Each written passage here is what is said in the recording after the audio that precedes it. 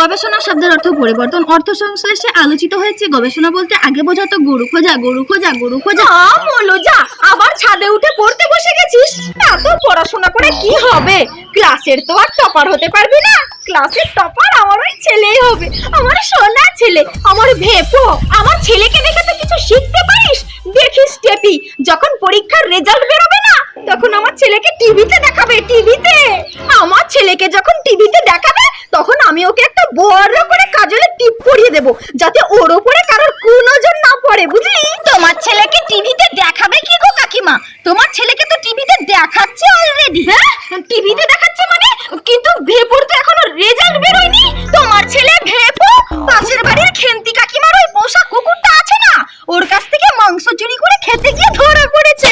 সেই জন্যই তো টিভিতে দেখাচ্ছে। দেখো কি, ছি কাকিমা, নিজের ছেলেকে কি মানুষ করেছো? শেষে কিনা কুকুরের মাংস চুরি করে খায়। ছি। এই বিশেষের দ্বারা ক্রিয়া বা কাজ বোঝায়। এই বিশেষের দ্বারা ক্রিয়া বা কাজ বোঝায় যথা, আসা, খাওয়া, যাওয়া।